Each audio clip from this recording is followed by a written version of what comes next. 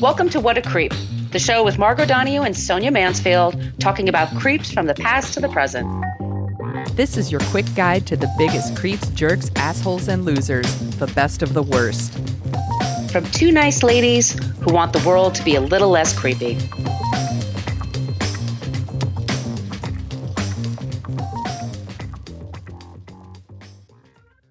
Welcome back to What a Creep. This is Margot Donohue, and my cohort in creepitude, as always, is the amazing Sonia Mansfield. Hey, Sonia.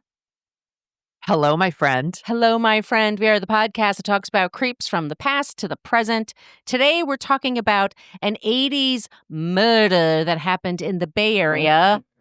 And Sonia lives there now. She's always lived in the Bay Area. I actually moved to the Bay Area in the 80s with my family. And this is a story I was told, and I can't wait to talk about it because it's just got a lot of stuff to it. But we're always, just in case this is your first time listening, and you're like, is this going to be a huge bummer? We say this. It may or may not be, but we always end the show with someone who is not a creep. So you can at least feel a little bit better by the end of the show, which means we're always looking for ideas for creeps and also our non-creeps. So let me just go through the places you can reach out to us. We do have a basic Facebook page. That's where people go to complain about our language. This is your warning. We use salty language in this program.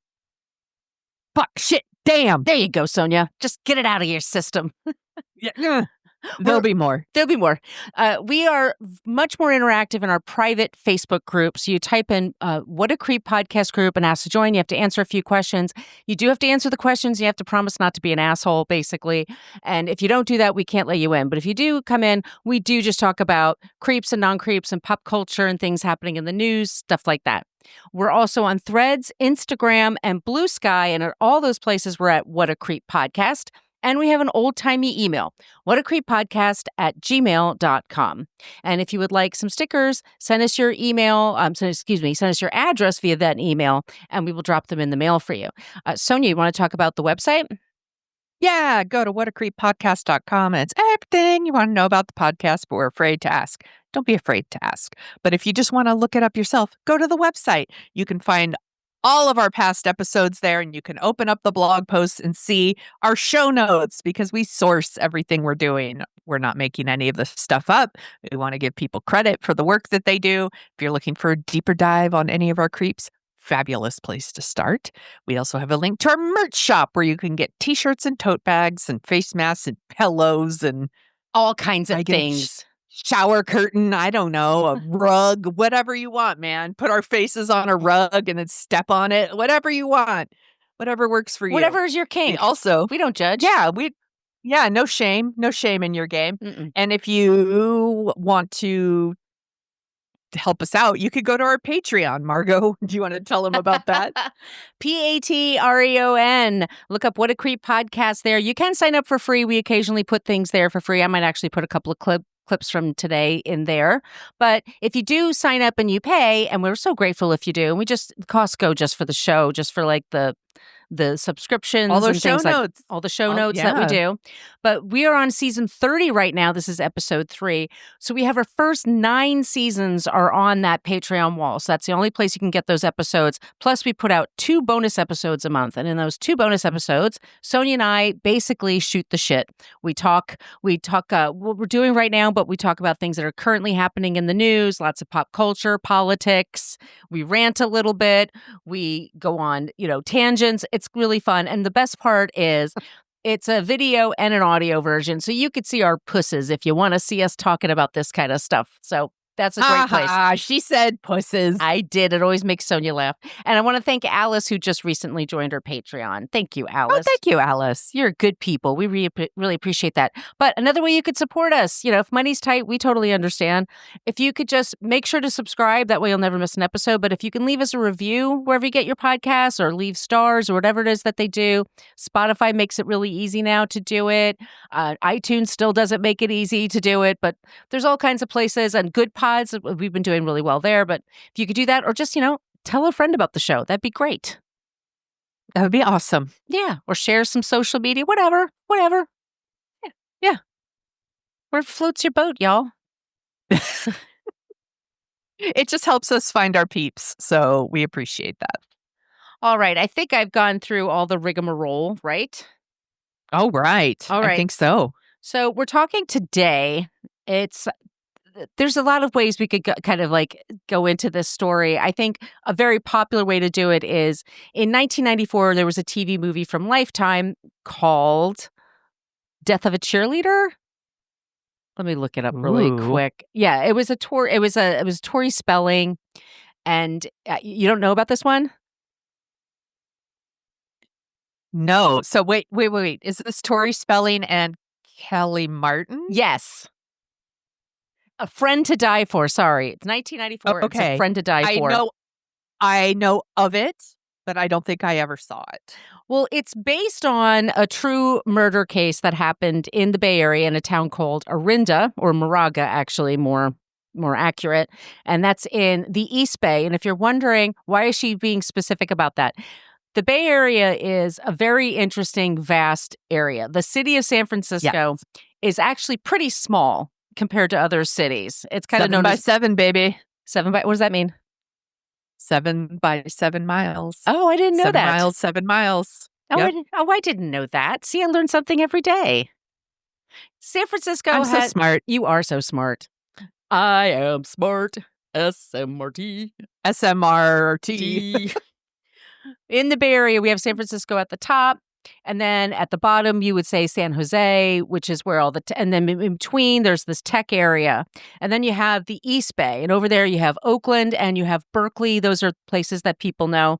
You go past that, and Berkeley has always been sort of this rebellious, very lefty, the university is called Berkeley. People call it that. You go east of that, all of a sudden, it's very nice. I mean, it's a beautiful place to grow up. But it's rather conservative. It's much more, the homes cost a lot of money. It's always expensive to live there. It's very crowded. They're constantly just building new homes out there. And in Orinda, where she was from, the home that they lived in was worth $500,000. And this is in 1985. So that's... Yeah. That's a nice place. You're hitting like Orinda, Lafayette, Moraga. Right. Like these areas are a little bit more bougie, if you will. Walnut Creek And is then there. Walnut Creek is a little bougie. And then the further you get away from that, kind of the less bougie, Antioch. I will say. Antioch, Richmond, that gets a little there. You go south. Concord, where I grew up. Concord is... rich. It's middle class. It was solidly middle class, right? Yeah. So anyway, so it's a little more conservative. So in Berkeley, people are all in tie-dye, and then you go over there and everybody's in a spree. I'm just using 80s references. You don't even know what the fuck I'm talking about. Preppies. A little preppy. So anyway, so this murder happened at this location, and we have 2 teenage girls that are the center of this story. I remember this story because there was a feature about it in Rolling Stone magazine, and it's the one with in 1985 with John Travolta on the cover with, I think he was with Jamie Lee Curtis, and they were promoting the movie Perfect. I didn't get the magazine for that reason. I had a subscription. Sure you didn't, Margot. Sure you didn't. We talked about it with our show Dorking Out, the movie Perfect, which is a fantastic movie. I mean fantastically shitty and fun movie to watch. But there was a story in this magazine article, and it predates grunge, but it's the story, the tact that the reporter took was, oh my God, here's this area where all these kids are struggling. They're all striving to be the best. It's so competitive. Like the high school has like a 99% graduation rate. Like this is, and then you go 5 miles to the west and you're in Richmond or whatever, and it's not like that. I mean, it's a very specified small area, and there's a lot of pressure to fit in. Like there's in every high school in the country, by the way. Like nobody... Correct. But they really kind of built it up, especially in the 80s.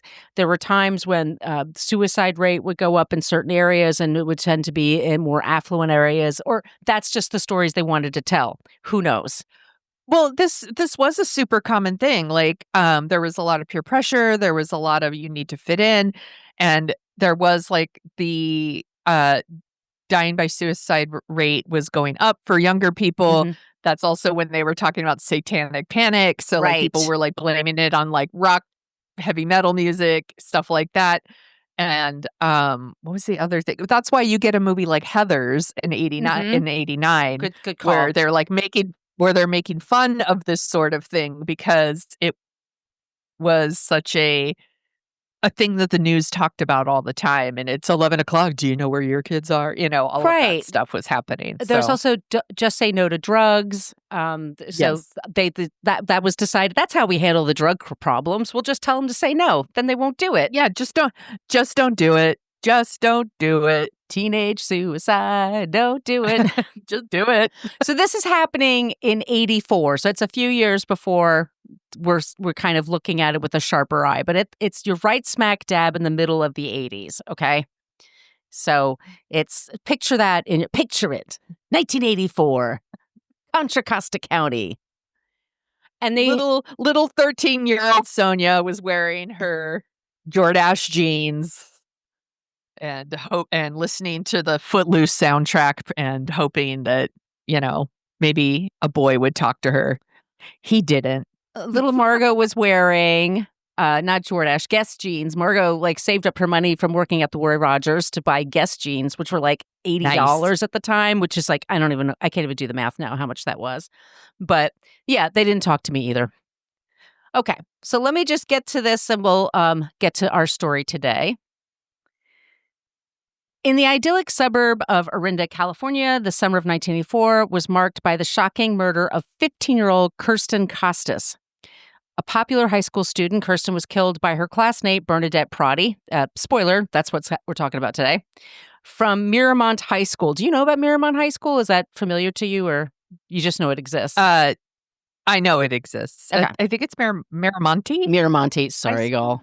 Yeah, whatever is fine. There's haven't been also in the an East Bay in a while. Acalanes High School. Oh, okay. And they have Yeah. a movie theater in Orinda, right? There's a nice movie theater. So I actually don't know if that theater's. I think it's still open, and it is a nice theater. It's cute. it is cute. It's a cute little downtown. Yeah. It's not a place you would think about worrying about your kids. You would worry about your kids stressing too much about their worries. That's how screwed up it is. That's what you would worry about. You wouldn't worry about, are they on drugs? Are they suicidal? Are they this or that? It's more worried about, are they stressing themselves out too much? Mm-hmm. They're wanting to do too much, blah, blah, blah. Okay. So, and these are motivated by jealousy and social pressure, or maybe something else. The crime revealed the darker aspects of affluent adolescent life. The murder went unsolved for months, and when the killer was finally found, it shocked the community. I contend that this case was one of the first crimes that highlighted the insecurities of Generation X. I do. The incident inspired the made-for-TV movie A Friend to Die For, later retitled Death of a Cheerleader, starring Kelly Martin and Tori Spelling. In this version, by the way, and they remade it just a few years ago, and Kelly Martin starred in it again, but this time she was the FBI agent. She wasn't the girl that was stabbing Tori Spelling. Interesting. Spelling gets stabbed in this movie if you hate Tori Spelling. The movie explored themes of peer pressure, envy, blah, blah, blah. The trigger warning for this episode, murder. And these are our sources. The Campo Claw, that is the school newspaper for Miramonte. Kirsten Costas's Wikipedia, CNN, Discovery Plus, Murderpedia, the LA Times, Ranker, Yahoo News, People Magazine. We love People Magazine. We love it. Inquisitor, Screen Rant, New York Times, Cinemaholic, and the San Francisco Examiner, which is Sonia's old stomping grounds. I was not working there in the 80s, y'all. I was just a wee 13-year-old. She was just, and you had blonde hair then, right? Yes, I had my blonde hair. I didn't wear glasses yet, even though I probably needed them. And I was definitely riding my bike to the movie theater. That's what I was doing. So you don't remember this case at all or this story? Not at all. Okay. Not at all. Well, Kirsten was born July 23rd, 1968. In Orinda. Her parents, Arthur and Barrett Costas, they lived in they lived in Oakland before they bought this $400,000 house. And they lived a really good life. He worked for 3M. She was a stay-at-home mom. They had also a son. And Kirsten was kind of like the family joy. The way they talk about her is just how much they loved her. And she was just a sprightly. She had she wasn't She wasn't. There's a lot of blondes in California. As a brunette, I felt that very much when I first got there. I'm like, oh my god, I stand out. She had brown curly hair. She's kind of Italian. She had more of a tawny kind of skin, and just was cute as a button. Like had a lot of energy. Or it depends on who you ask. She was part of the popular crowd, and she was kind of scary to people. I don't want to pathologize, or I don't even know what words I want to use. I mean, we're talking about kids here, and I think people forget that in the story. Teenagers can be very scary because they're almost adults. They're young adults. They're, going through adolescence, learning stuff. Some of them are getting really tall. They get their driver's license. They're trying drugs. They're trying alcohol. They're trying sex. Like, they're trying a lot of different things to figure out who they are. And some are more successful than others. And then high school for a lot of people sucks. For a lot of people, some people, excuse me. High school, middle school and high school sucks. And you have, like, if we're talking about, how old were these girls when 15. all this happened? 15? 15. Yeah, like, you think you know everything when you're like 15 or 16, but you really don't know shit. So there's that. You're more independent. You're getting, like, your parents aren't necessarily telling you what to do all of the time. You're trying to, like, figure yourself out. It's super confusing. And high school fucking sucks ass, man. Like you're stuck. Yeah. It sucks. All right. So Miramonte High School is where they both go. And the thing is that, so Bernadette Prati, she's the same age as her. They're exactly the same age. They're both born in 68. And they both, if you talk to people, and I went to the high school and they had, like, on the 30th anniversary of the death, they wrote a story about it, and then all these people started leaving comments. And you're not supposed to read the comments, but of course I read the comments, and it's a shit show. But also, of course it is. But you also do get people who were like, I went to high school then, and I was in classes with them, and I heard so many different things. I've heard Bernadette was really shy and awkward. I've heard that Bernadette was stuck up and full of herself. I heard that Kirsten was like a delight. I heard Kirsten could be mean. I mean, and maybe they're all true. I mean, maybe, you're just figuring, once again, I want to go through this. Like, adolescence is really hard. You're just figuring yourself out. You're figuring out who you are, what you believe in, and the world can seem scary and weird, and they're just trying to figure things out.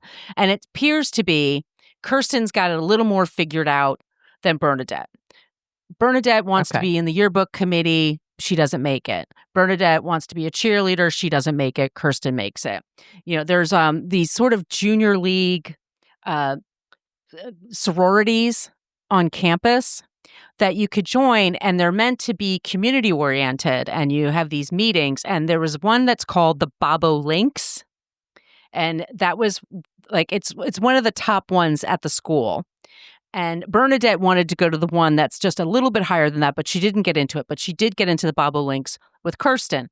She also talks about how she felt competitive with Kirsten because, once again, Kirsten was just always so much more confident than Bernadette. Bernadette said she was always had this inferiority complex. She grew up, so Kirsten's family, her dad works for 3M. Her mother's a stay-at-home mom. In Bernadette's family, her parents were much older when they had her. So her dad's retired at this time, and he was a city worker. They have kind of a smaller home. She doesn't have the guest genes. She has, like, the other kinds of genes. Like, it's different, And these things, when you're a kid, these things matter. It can, it takes a really exceptionally, confident, strong person to kind of not fall for peer pressure in high school, to not feel a little left out or a little left behind or out of sorts. And Bernadette would talk about how she wanted to do all these things. And it's like, you're only a sophomore in high school. Like, relax. You can, you'll get there. But these kids are super, they all have activities. They're all, like, going to go to good colleges, that kind of thing. So the Bobo Links is this group. And so Bernadette and Kirsten are in the Bobo Links. Kirsten is going to camp, and it's in June of 1984, June 20th, 1984. And she's going for like a week, and it's out of school, but it's at this, like, junior college. and she's staying there. And Bernadette really wants to be better friends with Kirsten. She kind of is obsessed with, I need this girl to like me. I need this girl to accept me. I need this girl to think of me as a confidant, as, one of her BFFs. And they're just not. They're in similar circles, but Kirsten is like not into her. I don't think she's mean to her so much. I mean, Bernadette talks about one time the school went on a trip to Tahoe for skiing, and that Kirsten had the nice stuff and Bernadette had the hand-me-down skis and stuff like that. And she thought that Kirsten made a crack about like, oh, nice skis or something. It's that kind of stuff. Right.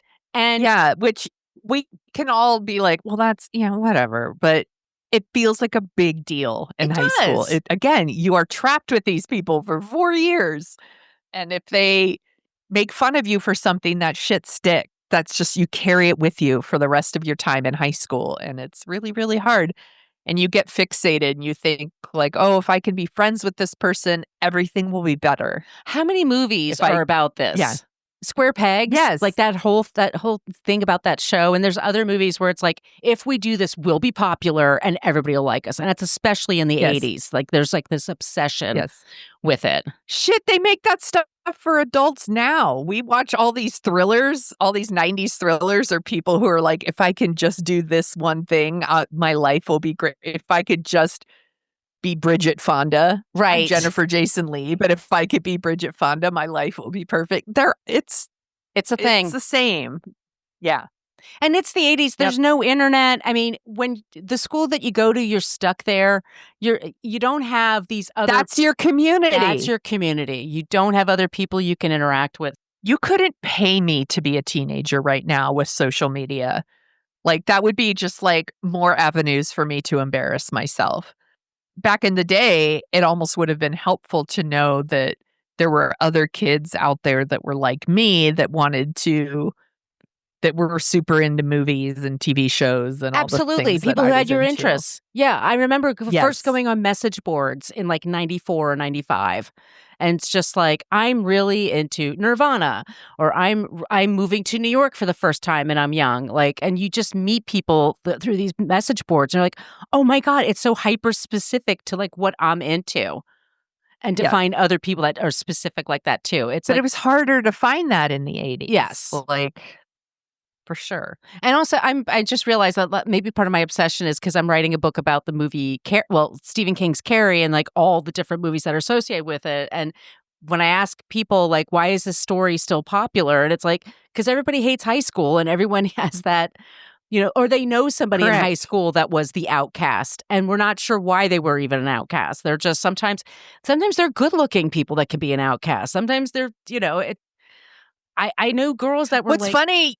Go ahead. You could ask like someone who's, I bet you anything, if I asked some of the popular, quote unquote, popular girls from my high school, they would be like, I was such a nerd in high school, blah, blah. No, you weren't. No, you weren't. But they might actually think they were. Like, right. Everyone struggles with this. It's very relatable. Yes. Yeah. So once again, it's teen angst that we're talking about here. And Bernadette is super like, they're going into their junior. They're so freaking young. That's another thing here. They're going into their junior year in September. So it's it's end of June. And Bernadette's already thinking like, all right, 10th grade sucks. I'm going to make 11th grade rock. And my last 2 years are going to be my best years of high school. I'm going to kick ass. And she really was hyper and told all the friends that she had, like, this is what I'm really focused on. And they would even say to her, like, just, you're already great the way you are. People already like you. You're in things that you're doing what you like. People respect you. Nobody's afraid of you. Like people like really, you're kind. You're good. You're a good person. But that wasn't enough for her. Like she just really, really, really needed that affirmation. So she calls Kirsten's house and talks to her mother and says, "Hey, Kirsten comes back on Sunday. Let's just say Sunday. What if there's going to be a surprise dinner for the Bobolinks and I'm supposed to bring Kirsten with me? So can you make sure that she's ready and I'll come pick her up?" And her mom says, "Yeah, okay, sure."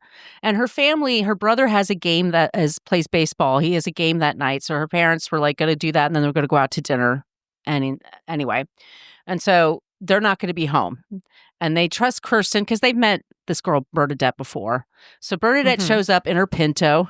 She drives a Pinto, like of all the things that Bernadette goes through. Yes. And she has 4 older sisters, by the way, and she grows up in a very Catholic home. And her mother is super religious and reads the Bible every day. This will come in handy. So Bernadette picks up Kirsten, and Kirsten's like, oh, it's you. Now this is what Bernadette says. Kirsten is not going to be alive by the end of this story, so she can't, not there to speak for herself. Tell her version. It's not her version. It's the sad sacks version of things, kind of an Eeyore type. So we'll just kind of keep that in mind. So Bernadette picks up Kirsten and says that they start driving and they're going to go to this party. There's no party. Bernadette's big idea, is to have Kirsten go someplace, a church parking lot, park in the car and have a conversation with her, and maybe they'll be better friends. And like, just explain to her, like, I wish we were better friends. I hope we could be closer. And I don't know how you're starting it off on the wrong foot right there by lying to someone. Right. Like, it's, oh boy. I get the dork chills just like listening to that. I'm like, oh, that's just not how you do it. You can't act like you want somebody's approval. They have that power over you. But you're 15, you don't have any. Yeah. She has no power over herself. She's consumed by this insecurity. She claims that Kirsten lit a joint in the car. And she didn't like to smoke. So she was a little disappointed in that. And Kirsten's parents are like, she didn't smoke. I don't know what she's talking about. Who knows? It's a joint, for Christ's sakes. Who cares? This is me talking now. They start driving. And that's when she explains to her. So then Kirsten's like, all right, when are we going to this party? And Bernadette says, sorry, there's no party. I was just hoping you and I could just hang out. I wish we were better friends. We're in the same clubs together, some of the same clubs together. And I wish I was like you. You're so confident and you're so this and that. And Kirsten's like, oh boy, and says, you know what? Just drive me home. That's awkward. It's awkward. Yeah, How do you take that? No, you can't demand friendship from somebody. That's not okay. No, it's super awkward. And like, all I think about is like, poor Bernadette probably watched all these 80s movies where dudes would do this to girls and we're supposed to think it's romantic. And you're like, no, that's problematic as fuck. Yeah. And yeah. You're not paying attention to boundaries. You're not being respectful of like what Kirsten wants. Like, what does Kirsten want? So maybe she doesn't want to be friends with you. It's okay if that happens. She's allowed to, if you wanted to have a conversation with her about becoming a better friend, then you need to be straight up about that from the get-go. You can't fucking lie to them and then be like, and then drive to a church parking lot mad at me for like, so weird. It's I would being be trapped in a car with somebody, and your parents aren't home, like, and I don't know how far away from the house they are. So she's driving Kirsten home, and at some point, Kirsten is they're arguing in the car as they're driving Kirsten home. And at some point, Kirsten's like, pull over. I'm getting out of this car right now. Because Kirsten's just like really freaked out. She jumps out of the car. It's in Moraga. It's not too far from her house. It's like a 5-minute drive. And she just runs up to somebody's door and starts knocking on the door. And a man answers and she says, look, I'm hanging out with this girl from school and she's getting really weird on me. Can you please? And she says weird several times. Like, she's getting really weird on me. Yeah. Can you please drive me home? I'm sorry. And the guy goes, yeah, sure. So they get in the car. What a different time, by the way. Right? Like, do you answer the door when people knock now, by the way? Like, no, I don't. And also, like, hey, I'm so creeped out by this girl. I'm going to get in a car with a strange man. I didn't even think of that. Like, she didn't even know this guy. Yeah. Yeah. Well, he turns to his wife. She goes, hey, do you mind? I'm going to take this. She goes, no, that's, and she feels like she's getting, you think you're going to be safe. So they're driving. Right. And as he's driving, he realizes there's this Pinto following them to her house. And he's like, what's going on? And she's like, I don't know. This girl was just talking really weird. She's making me uncomfortable. I just want to go home. She goes, but I don't know if my parents are there. Can you just wait? Because I'll just hang out at my neighbor's house. And he says, okay. So they get to Kirsten's house. And of course, her family's not there.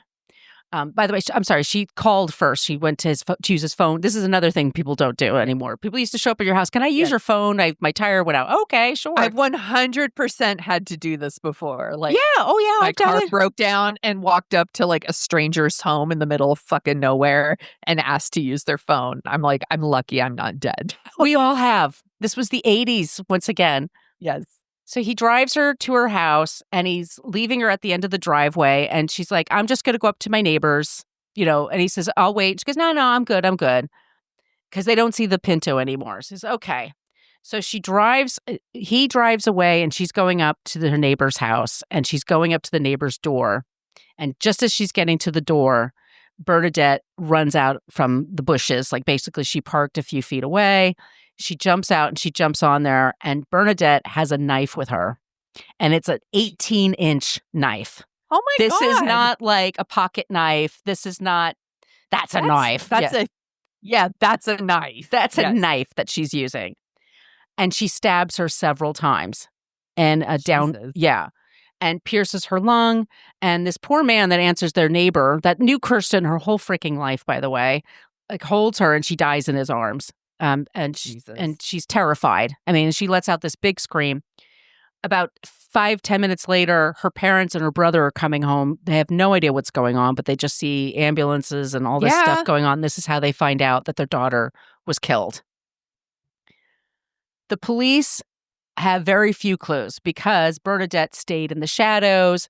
And also, Bernadette has no record. She's a nice girl from Moraga. Yeah. She doesn't.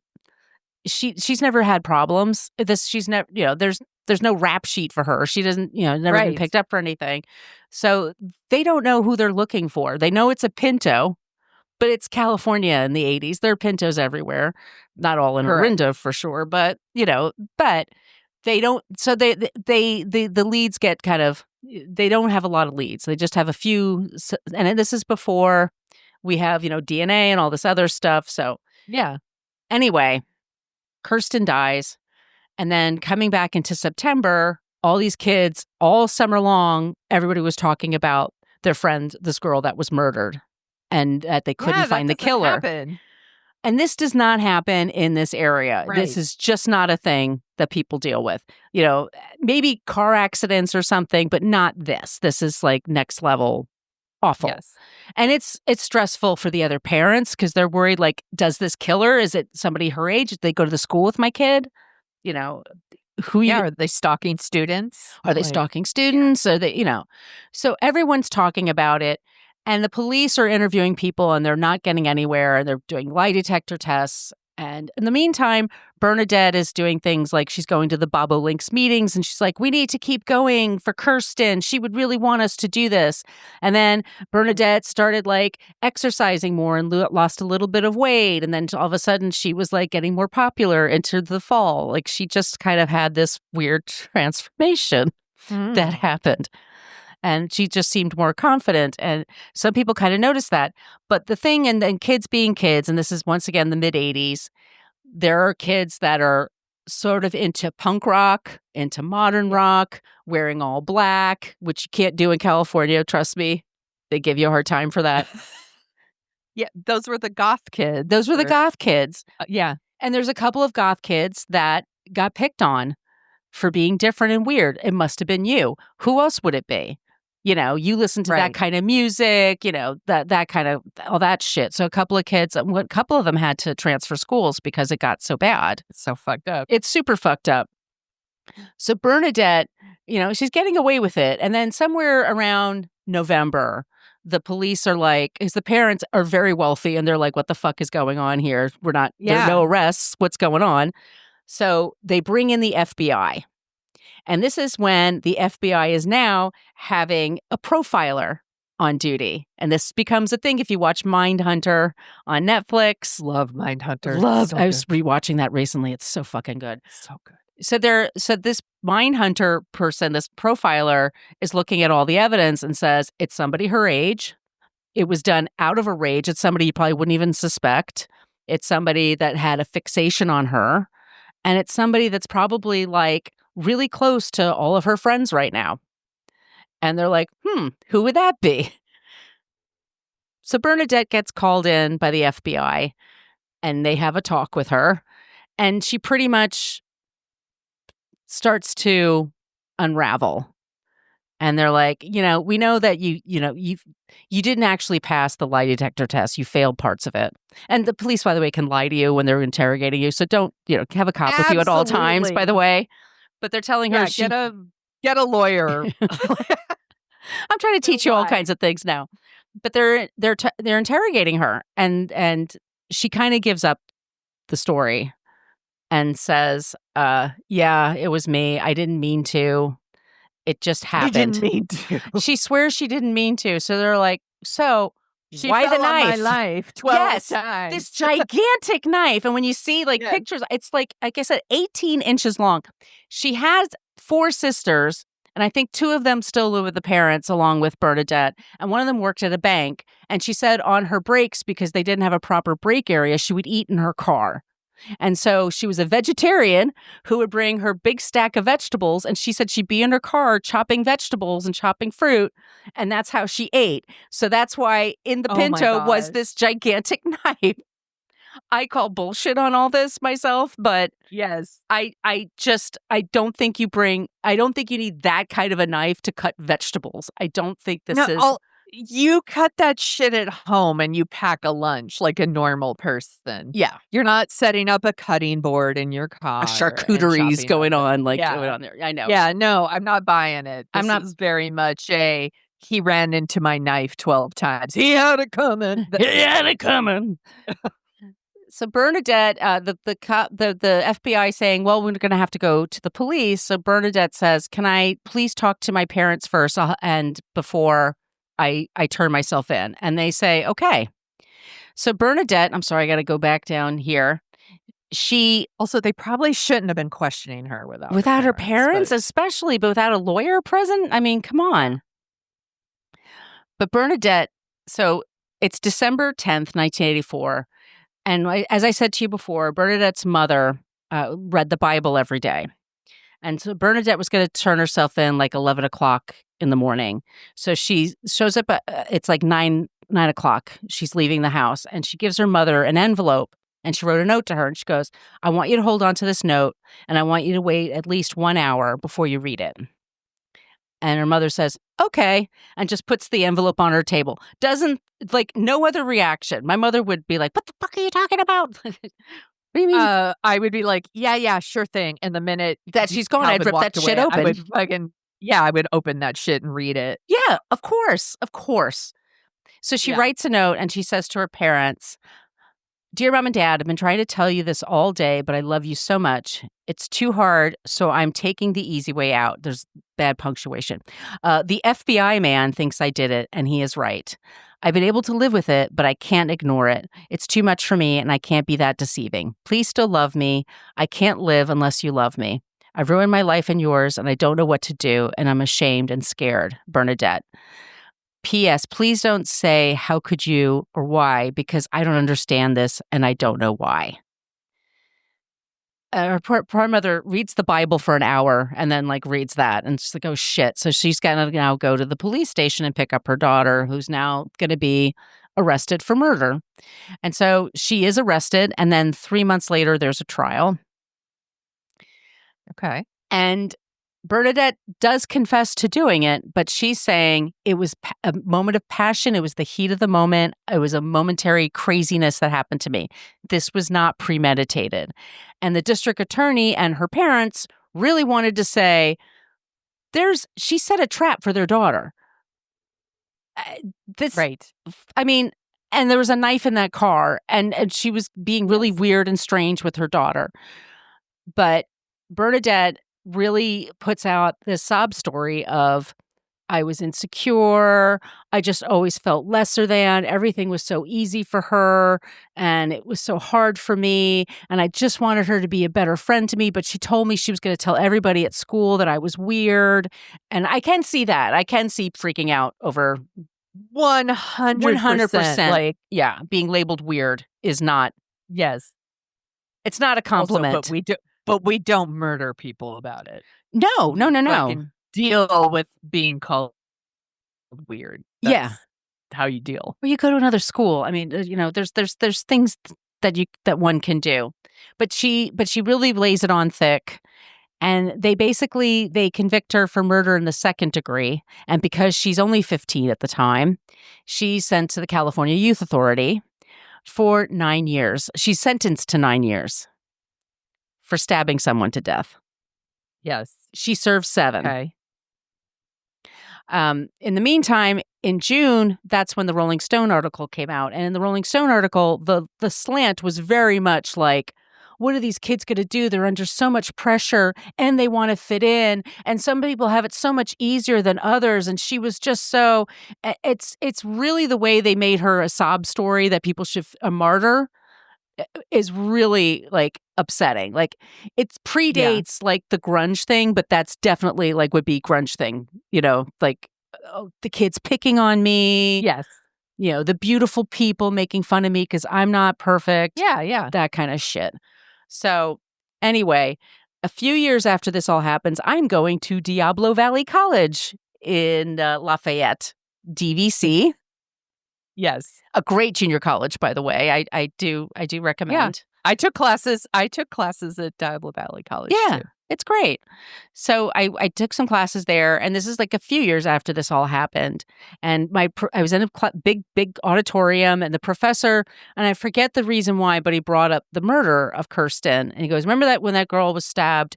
And somebody in the back raised their hand, a chick raised her hand. She goes, "Just so you know, I know people who went to school with her, and they said she was the biggest bitch ever." About Kirsten. I'm sorry, but you don't get to murder people for being a bitch. No. You don't. You Believe can feel me. it. Yeah, you can. Yeah. But no, you can't do that. But I mean, that's just like, but that gives you the idea of like, that's how people were, one of the sides that people were taking. Like, well, she was really snotty and she was never going to be. Yeah, well. And like, you can't if she outgrow wasn't that, such by a the cunt, way. she'd probably still be alive. I knew people in high school. I did go to a couple of reunions. I don't anymore, but I did go to a couple in the past. And there's people that like I hated in high school. And then I met later on, like we were just kids.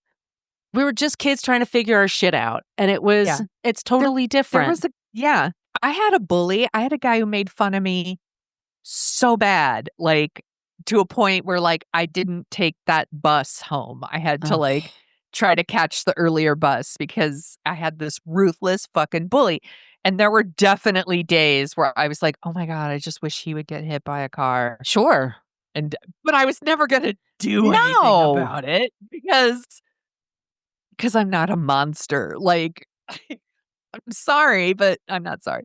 Like, we don't kill people for shit like this. And I don't care if she was the biggest fucking cunt.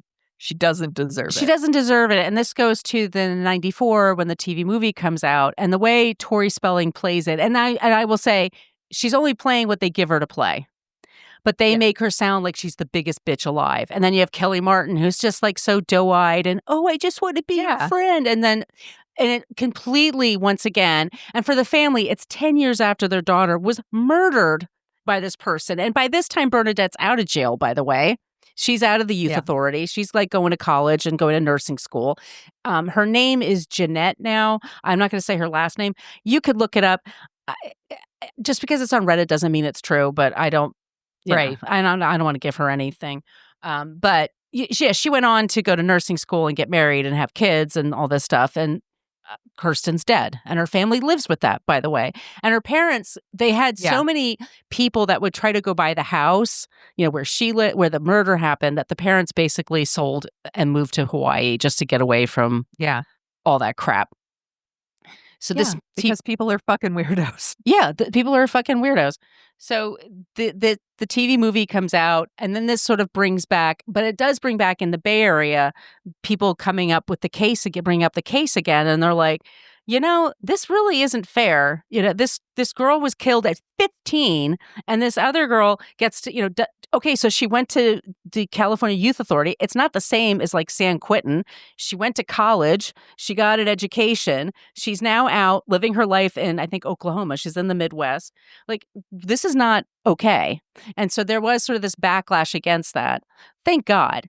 And Bernadette, she had 3 parole people that like interviewed her, and 2 of them gave her the okay and 1 of them didn't. And he said she's just a trigger away from doing this again. Like she's got some. That's scary. I don't think she has. Once again, she hasn't, as far as I know, hasn't hurt anybody else.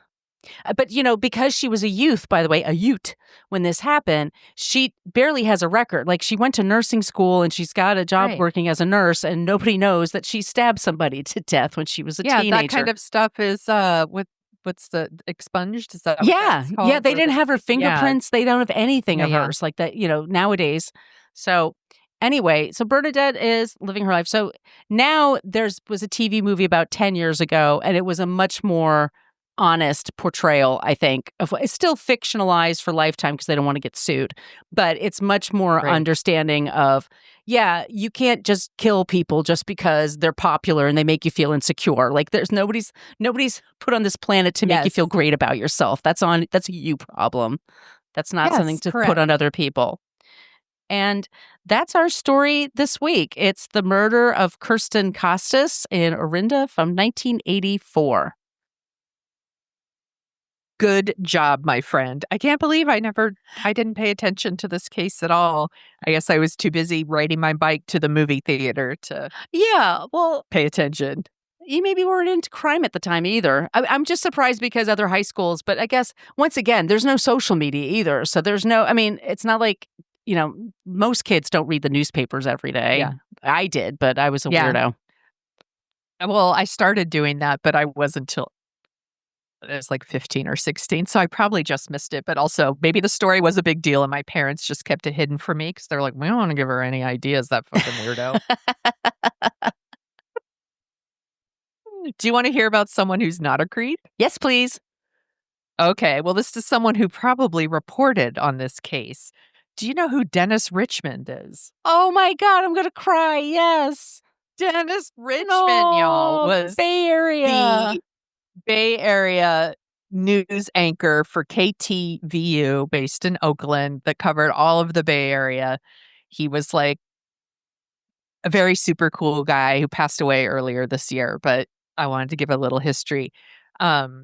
He was like one of the nation's first Black anchors of a major TV market. Like he took over Channel 2 News in 1976 and he retired in 2008. Wow. Like I said, he just passed away earlier this year. But Dennis Richmond grew up in Ohio and he was in the Army for a couple of years.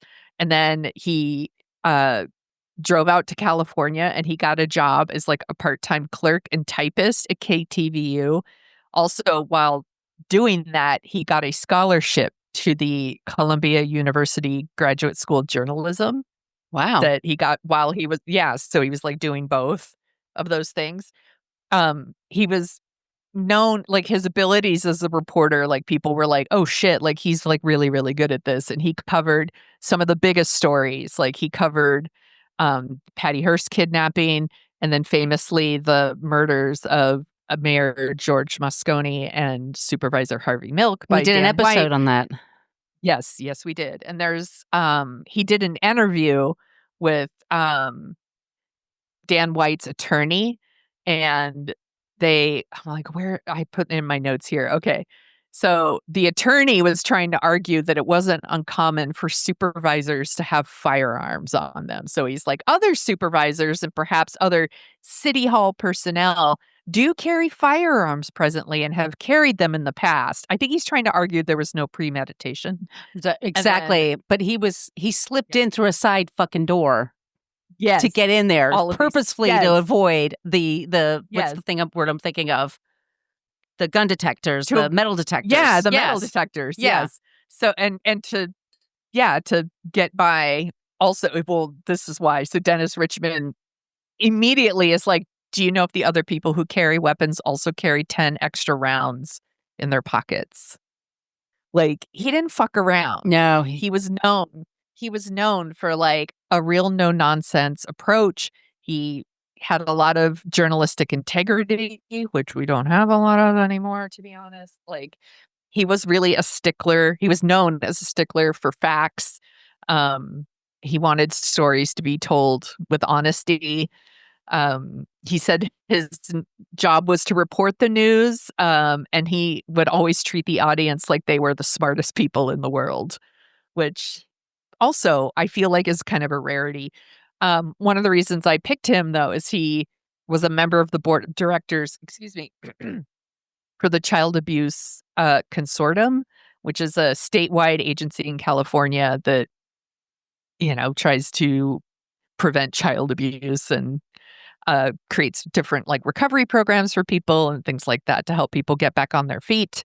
Maybe if like wives leave their husbands because of things like that. He also served he was like a general chairperson for the YMCA, which the YMCA is young man, go to the YMCA, which has all kinds of, they have childcare there. Like they do. After school programs. Yeah. Like I all worked like for the people are Y. like, It's great. I just go there and work out. There's like, it's a community center. They need money. Like, so he was like a chairperson for that. He also worked in Oakland with the like Blue Ribbon Committee to like raise money to save high school sports, which, is in Texas. That's not a problem. Like they'll fund their football no matter what. Right. But in California, a lot of like, athletics, physical education, music, arts, all those things are the first things that get cut. Yep. When it comes to that. So he was on a committee for that. He also won several, journalism awards. He won a humanitarian award in Oakland, which is like the highest honor they give in Oakland.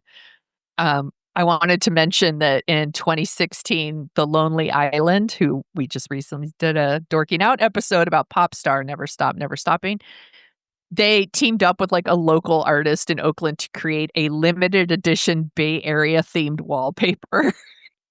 And it was like rapper Too Short and E40. And then it was like Chef Alice Waters and then Joe Montana and like Angela Davis from the Black Panthers and then Dennis Richmond. Oh my God. was on it. I'm like, that's amazing. I would buy that wallpaper. I would totally buy that wallpaper. Yes. Like he was an institution here. He was a big bear of a man too. Like he just demanded attention. Yes. Yes, he did. He was very, very cool. And like he retired in 2008. And after that, he like moved to Grass Valley where he was just playing golf and tennis and like occasionally would go visit his former coworkers at KTVU. He passed away in February. He had suffered a heart attack and he had fallen in December 2024. And then, he just kind of progressed from there. So he passed away. But his wife was like by his side. And by all accounts, dude was just a solid dude, like a really good guy. And I watched him. I did too. Him and Elaine Corral. That was like my duo. Yes. Yes. They were in the 80s. I watched KTVU. Yeah. KTVU was also one of the local news stations here that still covered like really covered local stuff still in a way that the other stations did not. So anyway, that's our non-creep, Dennis Richmond. That is a great choice, Sonia. Y'all look him up. He was pretty incredible. And if you like the sound of our voices, I hinted before that Sonia and I have another podcast. It's called Dorking Out, where we dork out about movies. We just covered Jaws 3 because it was the holiday weekend and they're having all those films on Peacock. And we decided which was the dorkiest one we could think of. And it had to be 3. So 4 is a pretty close contender. Ooh, number 4 is real bad, but number 3 is at least bad entertaining. So it was a really fun discussion. And for our next episode, everybody, everyone's talking about Superman right now. We've already done an episode on Superman. So we are going to talk about another Christopher Reeve movie. We're going to talk about Somewhere in Time, which I watched all the time on HBO when I was a kid. God, so many freaking times I watched this movie. I was obsessed with Jane Seymour. Yes, and we got requests for this movie many times, so it is long overdue. It's streaming on Amazon and Roku and a couple other places, so I'm excited about that. Once again, please send us your suggestions for creeps and non-creeps, all those places I mentioned at the top of the show. Our email, once again, is whatacreeppodcast@gmail.com. And Sonia, where can they find you? You can find me at thesoniashow.com and The Sonia Show on Blue Sky and Threads and Instagram and the TikTok. Where can people find you, my friend? You can find me at brooklynfitchick.com. I'm at Brooklyn Fit Chick for Threads and Instagram. I'm at Brooklyn Margot for Blue Sky and for TikTok. And I'm at my name, Margot Donahue, for YouTube. Okay, everybody, thank you so much for listening. We'll be back soon with a new episode. In the meantime, be kind, be safe. Just don't be a creep. Be a creep. Thank you for listening to us talk about creeps. You can follow us at What a Creep Podcast on Facebook, Twitter, and Instagram. But don't follow us too closely. You can email us your creepy stories at whatacreeppodcast@gmail.com. But please keep your dick pics to yourself.